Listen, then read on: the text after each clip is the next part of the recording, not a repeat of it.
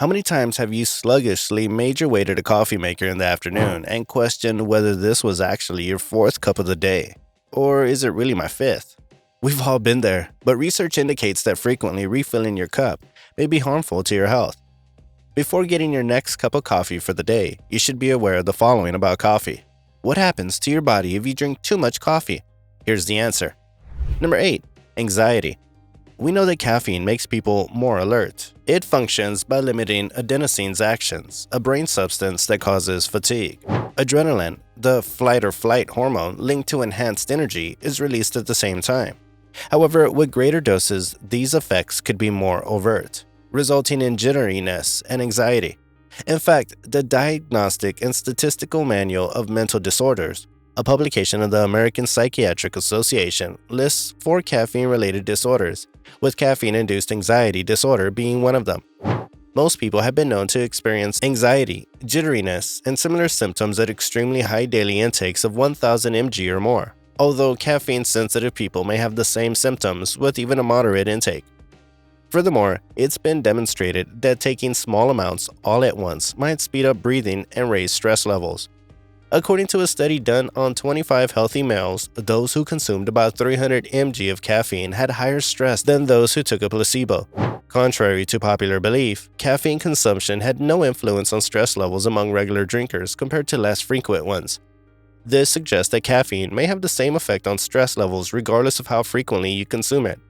These findings are yet preliminary. Caffeine levels in coffee vary greatly. For comparison, the amount of caffeine in a large grande coffee from Starbucks is roughly 330 mg. Consider reducing your coffee intake if you find that you experience jitteriness or apprehension frequently. Number 7. Insomnia.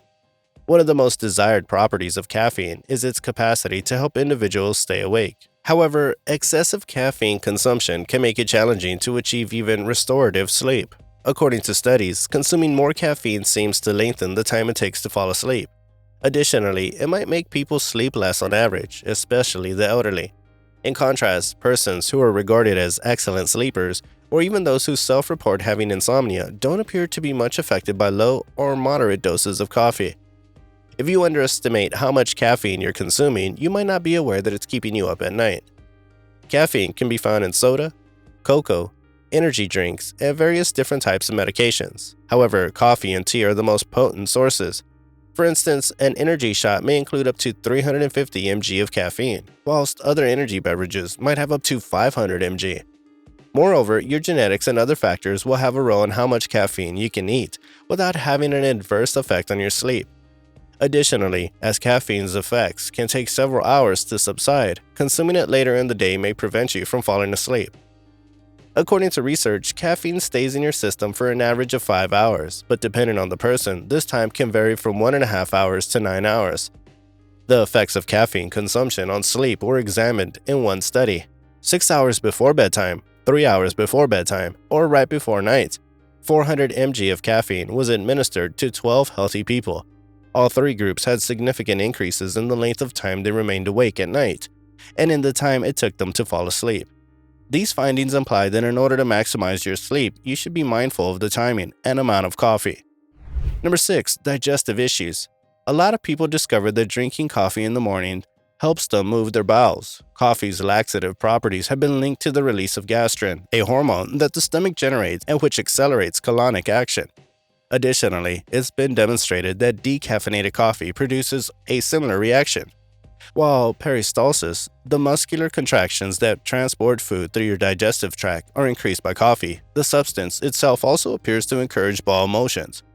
Given this result, it's not surprising that high dosages of caffeine may cause individuals to experience loose stools or even diarrhea.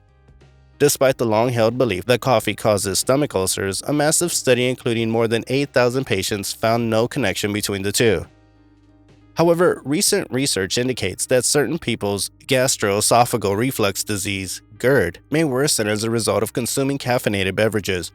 Coffee seems to be a case in point for this. In tiny research, drinking caffeinated water caused the muscle that prevents stomach contents from rising up the throat, a system of GERD, to relax in 5 healthy persons.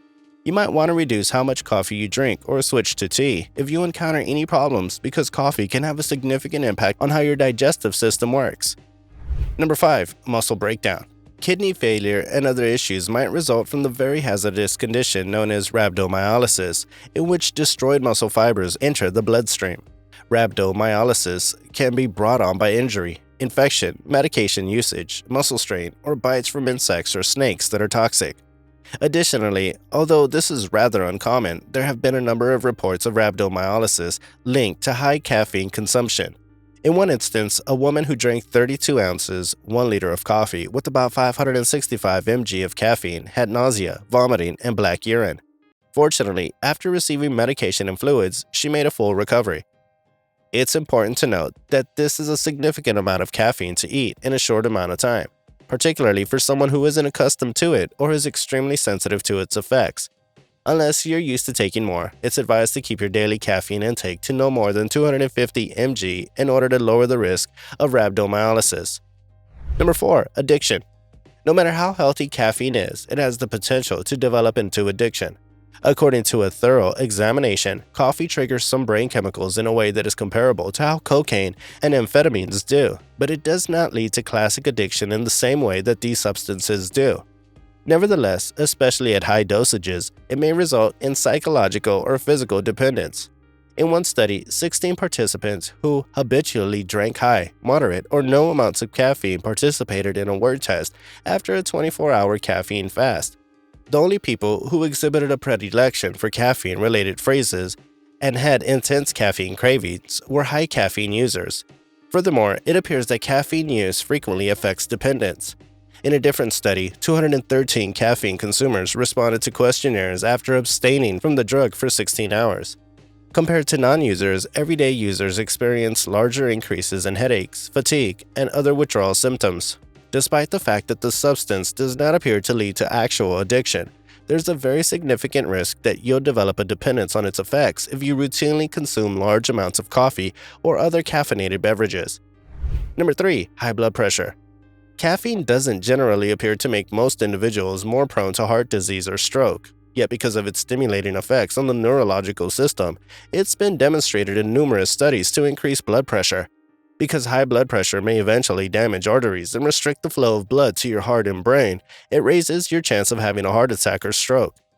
Fortunately, caffeine appears to only temporarily raise blood pressure. Additionally, those who aren't accustomed to consuming it appears to be the ones who are most affected.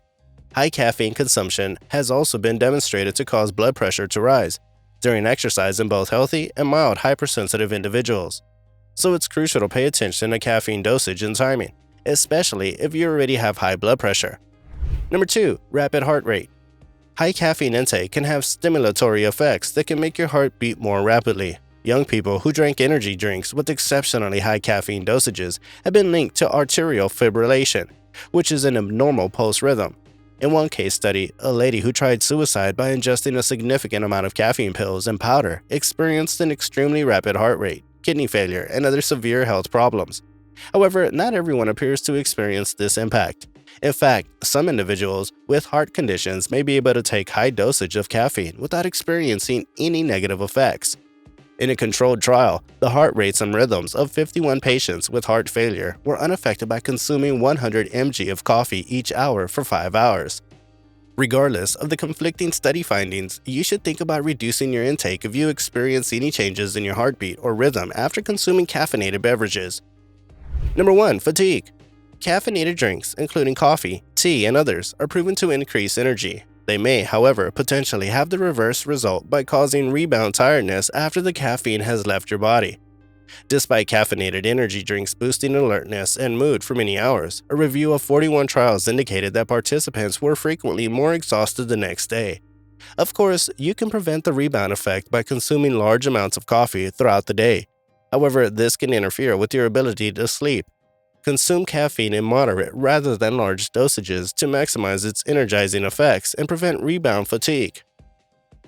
In many people, a light to moderate caffeine intake appears to have amazing health benefits. On the other hand, extremely high dosages may result in side effects that interfere with daily life and may even have a negative impact on one's health.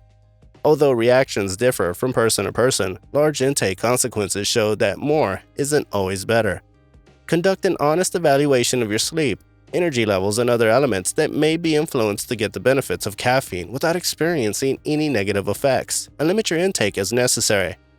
With this, we've come to an end. Thank you for watching the video. Stay tuned to our channel to stay updated. See y'all in the following video.